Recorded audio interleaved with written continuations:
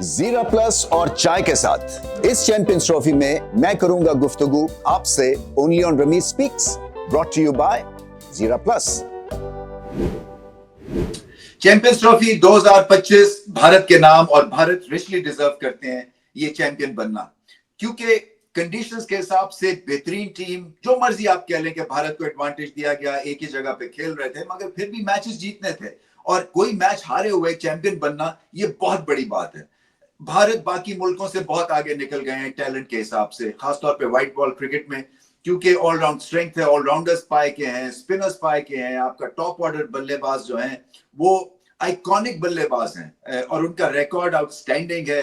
Crunch moments पे clarity है, game को अच्छा रीड करते हैं, जिसकी वजह से जो है वो हर कोई जो है वो एक अपना किरदार निभाता है। तो ये एक तरह से मैं तो कहूंगा जैसे कि शोले फिल्म है ना, और एक आइकॉनिक फिल्म है, उसका हर कैरेक्टर जो था शोले फिल्म का, उसका रोल डिफाइंड था और वो एक तरह से हर कैरेक्टर के अपने फैंस थे। इसी तरह से इस भारतीय टीम के भी शोले की तरह कैरेक्टर्स जो है वो वेल डिफाइंड है, हर किसी को पता है कि उसने क्या किरदार अदा करना है, और जितना बड़ा मुकाबला, जितना बड़ा स्टेज, उतनी बड़ी परफॉर्मेंस। रोहित शर्मा की आउटस्टैंडिंग ये सीरीज थी कप्तानी के पॉइंट ऑफ व्यू से।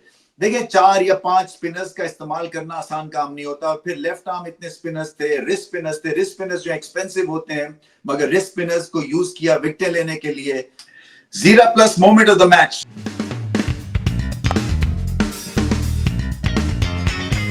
कुलदीप यादव 2 स्ट्राइक्स जो थे वो न्यूजीलैंड को ले बैठे, क्योंकि रचिन बहुत आला बैटिंग कर रहे थे और ऐसा लग रहा था कि कहीं न्यूजीलैंड 300 स्कोर कर जाएगा। उनको आउट किया पहले बॉल पे आके, उसके बाद फिर विलियमसन की विकेट जो ली, कॉटन बोल्ड किया उन्होंने। ये 2 जो ब्लोज थी ना, ये मैसिव ब्लोज थी।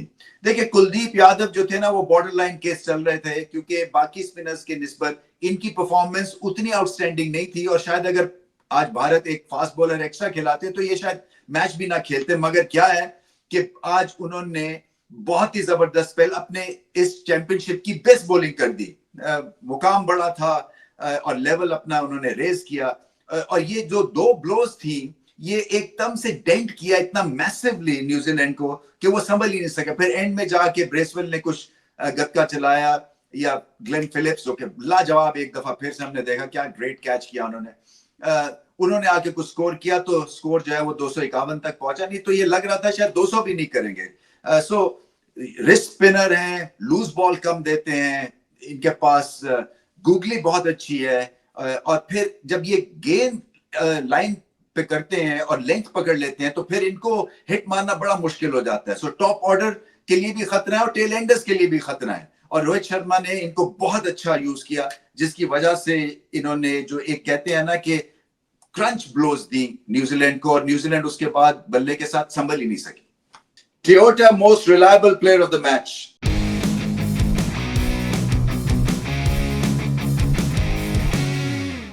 रोहित शर्मा। क्रूज कंट्रोल पे उन्होंने पहाड़ी चढ़ी और क्या खूब बैटिंग की उन्होंने।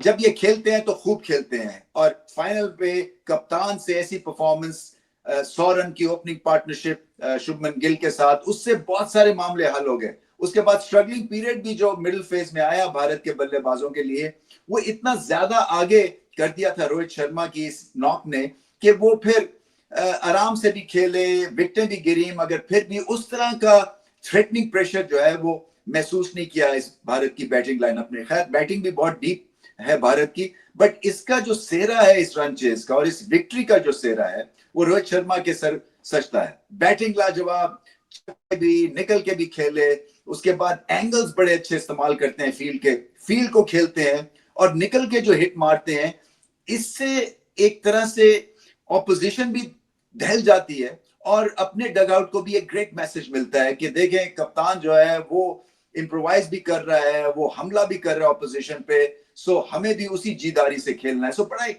अच्छा सिग्नल बैक जाता है टू डगआउट। मगर इंपॉर्टेंटली कप्तानी भी बहुत ही अच्छी की उन्होंने, इसलिए कि अच्छी चेंजेस थी, फास्ट बॉलर्स का अच्छा इस्तेमाल था और घबराते भी नहीं। इनको पता है कि कहीं ना कहीं भारत को ब्रेक थ्रूज मिलते रहेंगे, बैट के साथ भी और बॉल के साथ भी। बॉल के साथ ज्यादा मिलते हैं। ये जो चैंपियनशिप जीते हैं ये बॉलिंग ब्रेक थ्रू से जीते हैं, और इसका बहुत बड़ा सेहरा जाता है रोहित शर्मा को क्योंकि उन्होंने वरुण चक्रवर्ती को इस्तेमाल किया, वापस उनको टीम में लेके आए, क्योंकि यही वरुण है जिनका पाकिस्तान के खिलाफ जो 10 विकेटों से मैच भारत हारे थे, वो फिर 1-1.5 साल नजर ही नहीं आई है। तो वापस इनको कहा कि आप ड्राइंग बोर्ड पे जाएं, दोबारा से काम करें, और वरुण ने कमाल की बॉलिंग कर दी। असल में जो क्लिंचर था वो वरुण था और बाकी के स्पिनर्स थे, मगर वरुण की परफॉर्मेंस से, चाहे वो पावर प्ले में हो या आखिरी ओवर्स में हो, वो आउटस्टैंडिंग थी, क्योंकि कंट्रोल भी देते थे वो रोहित शर्मा को और फिर विकेट्स भी लेते थे। और आज भी उनकी 2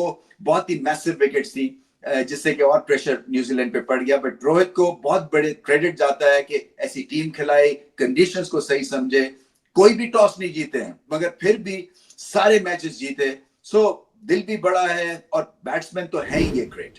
ये मैंने पहले भी बात की है कि भारत की वाहिद ये टीम है, चाहे बैटिंग हो या बॉलिंग हो, ये स्लाइड को अरेस्ट करते हैं। ये जो नीचे ढलवान पे चली जाती है ना, जब आपको मार पड़ रही होती है, तो सडनली भारत के बॉलर जो है वो भारत को वापस मैच में लेके आते हैं थ्रू मैसिव स्ट्राइक्स। और ये हमने आज भी देखा, 60-70 का स्कोर हो गया था 10 ओवर्स में। उसके बाद जो है वो 2-1 विकेट्स मिली, 3 विकेट्स मिली, और एकदम से जो इनिंग्स है ना वो ठहराव का शिकार हो गई न्यूजीलैंड की। और फिर मरते मरते 250 तक स्कोर किया, और हमें पता था कि चाहे जैसी मर्जी स्पिनिंग पिच हो, चाहे जैसी मर्जी कंडीशंस हो, 250 तो ये जो ये भारत जो है ये कर जाएगा। और एंड में कुछ ऐसा ही हुआ, क्योंकि बैटिंग में डेप्थ है और फिर एक सेल्फ कॉन्फिडेंस भी है। इस टीम को पता है कि क्रंच मोमेंट्स पे मैचेस कैसे जीतने हैं।